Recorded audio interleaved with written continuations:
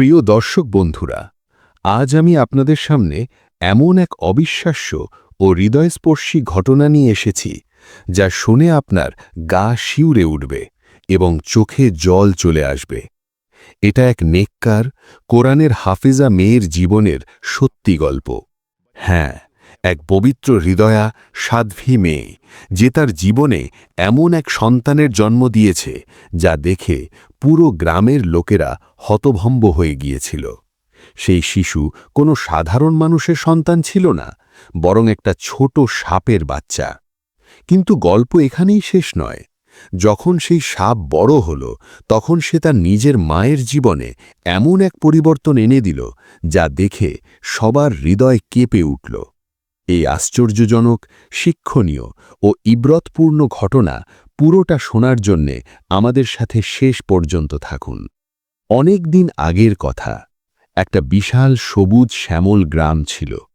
চারদিকে সারি সারি ক্ষেত, ঝকঝকে নদী, ছোট ছোট ঝর্ণা আর মিষ্টি বাতাসে ভরা। দূর থেকে দেখলে মনে হতো যেন আল্লাহর রহমতে জান্নাতের একটা অংশ এখানে নেমে এসেছে। এই গ্রামের সৌভাগ্য ছিল যে এখানে শাসন করতেন একজন অত্যন্ত ন্যায়পরায়ণ ও দয়ালু বাদশা। তিনি তার প্রজাদের কাছে পিতার মতোই ছিলেন। গরিবদের দুঃখে তিনি নিজে শরিক হতেন, কারো পেট খালি থাকতে দিতেন না। গ্রামের লোকেরা তাকে মন থেকে দোয়া করত। কিন্তু বাদশাহের প্রাসাদে একটা গোপন কষ্ট লুকিয়েছিল। তার একমাত্র ছেলে রিয়ান, বয়স মাত্র 17, কিন্তু ছোটবেলা থেকেই সে ছিল অহংকারী, অভদ্র ও নিষ্ঠুর। প্রাসাদের চাকর বাকরদের সঙ্গে খারাপ ব্যবহার করত, গ্রামের গরিব শিশুদের মারধর করত, এমনকি তার শিক্ষকদেরও অপমান করত। যখন কোনো দরিদ্র মহিলা তার অসুস্থ সন্তান নিয়ে বাদশাহের দরজায় আসত, বাদশাহ ও রানী নিজে হাতে তাদের খাবার দাবার ও ওষুধ দিতেন। কিন্তু রিয়ান সেই শিশুদের ধাক্কা মেরে ফেলে দিত, তাদের জিনিসপত্র ভেঙে ফেলত এবং তাদের নিয়ে হাসি ঠাট্টা করত। বাদশাহ ও রানী দুজনেই ছেলেকে বারবার বোঝাতেন। রানী ভালোবেসে বলতেন, বাবা, তুমি এখন বড় হয়ে গেছ, আল্লাহর সৃষ্টির সঙ্গে এমন খারাপ ব্যবহার করো না। যার কিচ্ছু নেই তার হৃদয় ভাঙা সবচেয়ে বড় গুনাহ। কিন্তু রিয়ানের মনে কোনো প্রভাব পড়ত না। সে হেসে উড়িয়ে দিয়ে বলত, এই গরিবরা তো আমাদের দাসদাসী, তাদের সম্মান কিসের? গ্রামবাসীরা বাদশাহের দয়া ও ন্যায়ের কথা গর্ব করে বলত, কিন্তু একান্তে ফিসফিস করে আলোচনা করত, যদি এই নেককার বাদশাহের পর রিয়ান রাজা হয়, তাহলে আমাদের আর আমাদের সন্তান সন্ততিদের কি অবস্থা হবে? সে আমাদের জীবন নরক করে তুলবে। এই ভয়ে সবাই চিন্তায় ডুবে থাকত। এই গ্রামেরই একটা সাধারণ মাটির ঘরে থাকতেন এক গর্ভবতী মহিলা, নাম ফাতেমা। তার স্বামী আব্দুল্লাহ ছিলেন খুব গরিব। তিনি ভাবলেন, গ্রামে থেকে তো সন্তানের জন্য পর্যাপ্ত টাকা জমাতে পারবেন না, সময় খুব কম, শিশু শিগগিরই আসছে। তাই ভালো হয় যদি 1-2 মাস অন্য শহরে গিয়ে কাজ করে কিছু টাকা কামিয়ে আনি। অবশেষে এক গভীর রাতে ব্যাগ গুছিয়ে তিনি রওনা দিলেন। ঘরে শুধু তার স্ত্রী আর বুড়ি শাশুড়ি একা রইলেন। গ্রামের বাইরে রাস্তায় পা দেওয়ার সাথে সাথে বাদশাহের ছেলে রিয়ান তার সামনে এসে দাঁড়িয়ে পড়ল। রিয়ান অহংকারী সুরে জিজ্ঞাসা করল, কোথায় যাচ্ছিস এত রাতে? আব্দুল্লাহ সত্যি কথা বললেন, গর্ভবতী স্ত্রীর জন্যে কিছু টাকা কামাতে অন্য শহরে যাচ্ছি। রিয়ান কঠোর গলায় বলল, আমার হুকুম ছাড়া এ গ্রামে একটা পাতাও নড়ে না। এই তর্ক চলার মাঝেই হঠাৎ বাদশাহ নিজে ঘোড়ায় চড়ে সেখানে এসে পড়লেন। তিনি সৈন্যদের ইশারায় থামিয়ে ছেলেকে কঠোরভাবে ধমক দিলেন এবং তাকে প্রাসাদে নিয়ে গেলেন। আব্দুল্লাহ রাগে কাঁপতে কাঁপতে এগিয়ে চললেন। তার মনে রিয়ানের অপমানের আগুন জ্বলছিল। চলতে চলতে তিনি একটা প্রকাণ্ড গাছের কাছে পৌঁছলেন। সেখানে এক বুজুর্গ ফকির গাছতলায় বসেছিলেন, চারপাশে কয়েকজন লোক তার নসিহত শুনছিল। বুজুর্গ শান্ত স্বরে নেকি, তাকুয়া ও ভালো কাজের কথা বলছিলেন। আব্দুল্লাহ, যিনি ইতিমধ্যে রাগে ফুঁসছিলেন, হঠাৎ সেই বুজুর্গের ওপর রাগ ঝাড়তে লাগলেন। বললেন, এই বুড়ো কোথা থেকে বের হয়? প্রতিদিন গলি গলি ঘুরে মানুষের কাছে ভিক্ষা করে, এসব তো শুধু ভণ্ডামি। বুজুর্গ নরম হেসে বললেন, বেটা, আমার কোনো অপরাধ হয়েছে কি যে তুমি এত ক্ষেপে আছো? আব্দুল্লাহ আরও রেগে গিয়ে বললেন, সবই ভুল এ গ্রামে। তোমরা সাধারণ লোকদের ঠকাও। বুড়ো হয়ে গেছ, কিন্তু জীবনে কখনো কঠোর পরিশ্রম করনি। যদি কখনো ঘাম ঝরিয়ে রুটি কামাতে, তাহলে বুঝতে একটা গ্রাস কত কষ্টে মেলে। এখানে বসে লোকদের ভাগ্য বলছ? বলো তো, আমার ভাগ্যে কি লেখা আছে? বুজুর্গ গভীর চোখে তার দিকে তাকিয়ে বললেন, আমি জানি তুমি অন্য শহরে টাকা কামাতে যাচ্ছ এবং তোমার স্ত্রী গর্ভবতী। আব্দুল্লাহ হো হো করে হেসে বললেন, বাহ বাহ, এটা তো সবাই জানে। ব্যাগ দেখে বুঝলে যাচ্ছি কামাতে, আর আমার স্ত্রীর গর্ভের কথা পুরো গ্রাম জানে।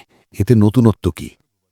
বুজুর্গ আরও গভীর স্বরে বললেন, না বেটা, শুধু তাই নয়, আমি এটাও জানি যে তোমার স্ত্রী মানুষের সন্তান নয়, একটা সাপের বাচ্চা জন্ম দেবে। এ কথা শুনে চারদিকে স্তব্ধতা নেমে এলো। সবাই হতবম্ব। একজন ভয়ার্থ স্বরে বলল, বাবা, ওকে ক্ষমা করুন, ও রাগের মাথায় কথা বলছে। আপনি রাগে ওকে রানুদ দিচ্ছেন। মানুষ কি সাপ জন্ম দিতে পারে? বুজুর্গ শান্তভাবে বললেন, না, এটা লানত নয়, এটা তার কপালে লেখা সত্য। তার স্ত্রী সত্যিই একটা সাপের বাচ্চা জন্ম দেবে। আব্দুল্লাহর আগে কাঁপতে কাঁপতে বললেন, যদি তোমার কথা সত্য হয়, তাহলে আমি নিজ হাতে সেই বাচ্চাকে শেষ করে দেব।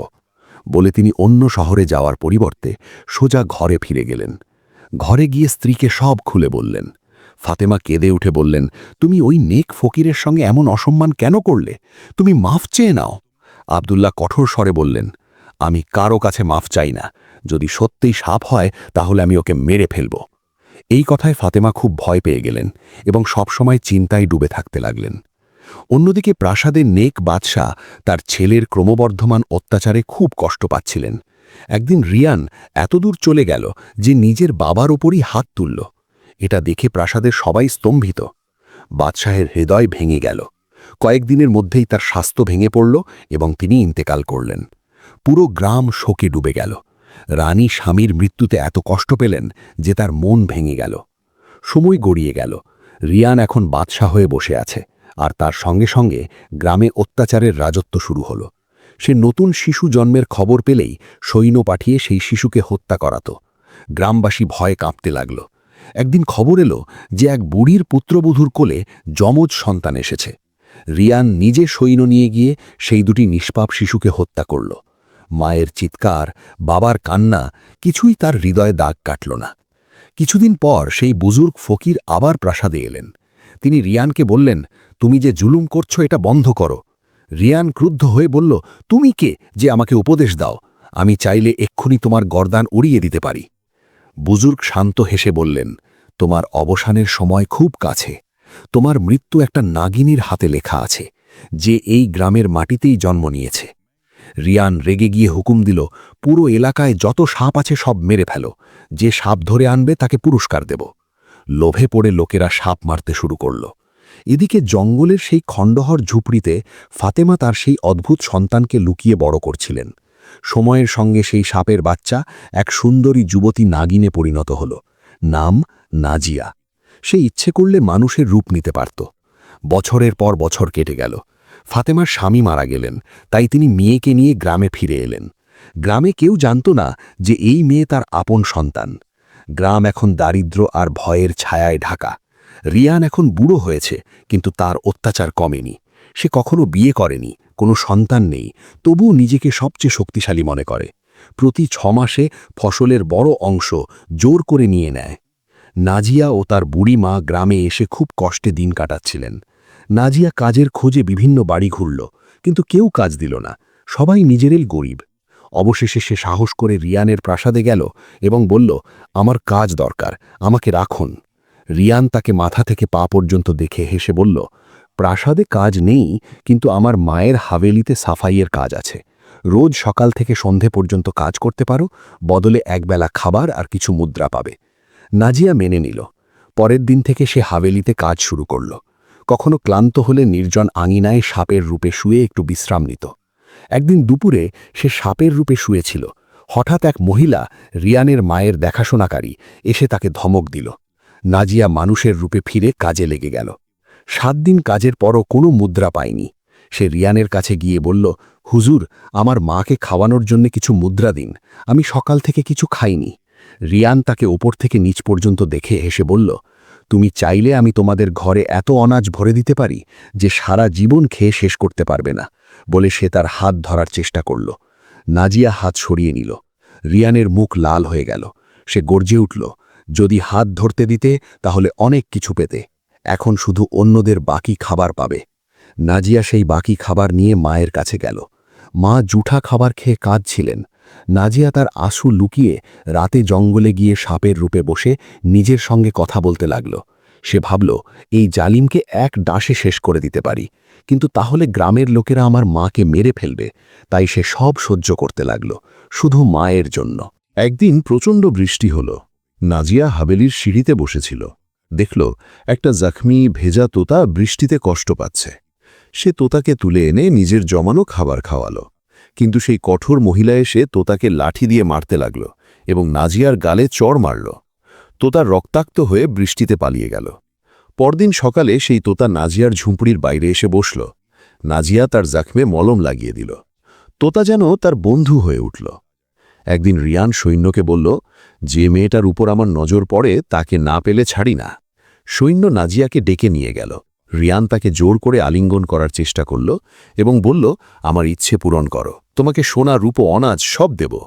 নাজিয়ার রাগে কাঁপতে কাঁপতে বলল, আমি গরিব হতে পারি কিন্তু চরিত্রহীন নই, তোমার এই ধন সম্পদে আমি থুতু দিই, বলে জোরে তার গালে চড় কষিয়ে দিল। রিয়ান লজ্জায় ও রাগে পাগল হয়ে সৈন্যদের হুকুম দিল তাকে বের করে দিতে। সৈন্যরা তাকে টেনে হিঁচড়ে গ্রামের বাইরে ফেলে দিল। রিয়ান মিথ্যা অপবাদ দিল যে নাজিয়া চাকরের সঙ্গে খারাপ কাজ করছিল। কিছু ভীতু লোক তার কথায় বিশ্বাস করল এবং নাজিয়াকে গ্রাম ছাড়া করল। নাজিয়া মাটিতে বসে কাঁদছিল। হঠাৎ সেই বুড়ি দাই এসে বললেন, বেতি, আমি সব জানি, আমিই তোমার জন্ম দিয়েছিলাম। তুমি সত্যিই নাগিন রূপে জন্মেছিলে। তোমার মা রাতের অন্ধকারে তোমাকে নিয়ে পালিয়ে জঙ্গলে গিয়েছিলেন। সেই নেক ফকির আমাদের সাহায্য করতেন। তিনি বলেছিলেন তুমি একদিন গ্রামের বড় উপকার করবে। তোমার রহস্য আমি কখনো কাউকে বলিনি, এখনো বলবো না। তুমি গ্রাম ছেড়ো না। নাজিয়া কেঁদে মায়ের কাছে গেল। দুজনে সারা রাত কাঁদলেন। পরদিন নাজিয়া জঙ্গলে গেল। পথে সেই তোতা তার পিছু নিল। তারা একসঙ্গে অনেক দূর গেল। পথে এক পুরনো কূপে পানি খেল, ফল খুঁজল। তারপর এক গাছতলায় সেই বুজুর্গ ফকিরকে দেখল। নাজিয়া ভুকা বলে খাবার চাইল। ফকির একটা ডালিম দিয়ে বললেন, একটাই আছে, তোমাদের দুজনের একজন খেতে পারবে। নাজিয়া ডালিমটা তোতাকে দিল, কিন্তু তোতা খেল না। ফকির হেসে বললেন, তোমরা দুজনই একই হৃদয়ের। এই তোতা তোমার রক্ষক ও সঙ্গী, এর পিছনে যাও, এ তোমাকে তোমার ভাগ্যের পথ দেখাবে। তোতা উড়ে জঙ্গলের গভীরে গেল। নাজিয়া তার পিছু নিল। অনেক দূর গিয়ে একটা পুরনো খণ্ডহরে পৌঁছাল। সেখানে একটা সাপ রশি দিয়ে বাঁধা ছিল। পিছনে এক কালো জাদুকর দাঁড়িয়েছিল। সে বলল, আমি এই সাপ ধরে জাদু করে সাপ ও মানুষের উপর রাজত্ব করব। নাজিয়া সাপকে মুক্ত করতে গেলে জাদুকর তোতার উপর ছুরি চালাল। তোতা জখম হল। নাজিয়া রেগে গিয়ে জাদুকরকে তার বিষে শেষ করে দিল। তোতা মরার আগে বলল, আমি আসলে একটা নাগ ছিলাম। একসময় আমি ও আমার স্ত্রী এক নিরীহ যুবককে ডোসে মেরেছিলাম। সেই ফকির আমাদের শাস্তি দিয়েছিলেন। আমাকে তোতা আমার স্ত্রীকে নাগিন থেকে অন্য রূপে। আমি তোমার পিছনে এসেছিলাম কারণ জানতাম তুমি আমাকে মুক্ত করতে পারবে, বলে তোতা মারা গেল। নাজিয়া কাঁদতে কাঁদতে অজ্ঞান হয়ে গেল। হুঁশ ফিরলে দেখল ফকির তার মাথায় হাত রেখে দাঁড়িয়ে। তিনি বললেন, তুমি অনেক বড় নেক কাজ করেছ। এই জাদুকর বছরের পর বছর গ্রামে গর্ভবতী মায়েদের উপর কালো জাদু করে শিশুদের ক্ষতি করত। তুমি তার অবসান করলে। এখন গ্রামে ফিরে যাও এবং জালিম রিয়ানের মোকাবেলা করো। নাজিয়া গ্রামে ফিরল। তার ফিরে আসার খবর রিয়ানের কানে গেল। সে তার মাকে ধরে এনে বন্দী করল এবং নাজিয়াকে ডাকতে বলল। ফকির নাজিয়াকে বললেন, এখন সাপের রূপে যাও, মাকে বাঁচাও। নাজিয়া সাপের রূপে প্রাসাদে ঢুকে এক এক করে জালিম সৈন্যদের ডোসে মারতে লাগল। তারপর মায়ের কাছে গিয়ে তাকে মুক্ত করল। যখন দেখল তার সৈন্যরা মরে পড়ে আছে, সে তলোয়ার নিয়ে এলো। দেখল একটা নীলাভ সাপ তার বুড়ি মায়ের পাশে। সে চিৎকার করল, তুই সেই সাপ যে আমাকে মারবি? নাগিন হেসে মানুষের ভাষায় বলল, তুই পুরো গ্রাম ও জঙ্গলের সাপ মেরেছিস যাতে কেউ তোকে ডসতে না পারে, কিন্তু তোর মৃত্যু আমার হাতে লেখা। রিয়ান তলোয়ার তুলতেই নাগিন তার উপর ঝাঁপিয়ে পড়ল। দুজনের মধ্যে ভয়ঙ্কর লড়াই হল। নাগিন তার শরীর দিয়ে রিয়ানকে জড়িয়ে ফেলল। যখন তার মুখ রিয়ানের সামনে এলো, তখন সেটা নাজিয়ার মানুষের মুখ। রিয়ান চিনতে পেরে ভয়ে কাঁপতে কাঁপতে বলল, মাফ করো, আমি ভুল করেছি। আমি সবার সামনে বলবো তুমি নির্দোষ। এ সময় ফকির এসে বললেন, তুমি কার কার কাছে মাফ চাইবে? কত মাসুম শিশু তুমি মেরেছ, কত মায়ের কোল খালি করেছ, তোমার গুনাহ মাফের যোগ্য নয়। তারপর নাজিয়াকে বললেন, এই জালিমকে ডোষে দাও। নাজিয়া তাকে ডোষল, রিয়ান তরপাতে তরপাতে মরে গেল। জালিমের মৃত্যু সঙ্গে সঙ্গে গ্রাম আলোকিত হয়ে উঠল। নাজিয়া মাকে বলল, মা, আমি এখন সাপের জগতে চলে যেতে চাই। ফকির বললেন, না বেটি, এখন আর কাউকে ডোষার দরকার নেই। আমি আল্লাহর কাছে দোয়া করব যাতে তুমি চিরকালের জন্য মানুষ হয়ে যাও এবং মায়ের সঙ্গে এই গ্রামে শান্তিতে থাকো। তিনি দোয়া করলেন, আকাশ থেকে এক আলো নেমে এলো।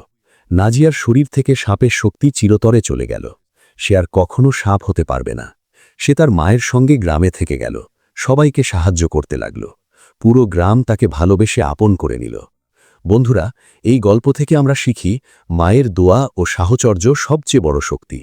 বুড়িমা তার মেয়েকে সব কষ্ট সহ্য করে বড় করেছেন, আর সেই মায়ার জোরেই নাজিয়া চিরকালের জন্য মানুষ হয়ে গেল। মায়ের সম্মান করুন, তার দুঃখ ভাগ করে নিন। জুলুম সবসময় হারে, নেকি সবসময় জিতে। আপনাদের এই গল্প কেমন লাগলো কমেন্টে জানান। আর বলুন আপনি কোন শহর বা দেশ থেকে এই গল্প শুনছেন, যাতে আমরা জানতে পারি আমাদের গল্প কত দূর পর্যন্ত পৌঁছাচ্ছে। আল্লাহ হাফেজ।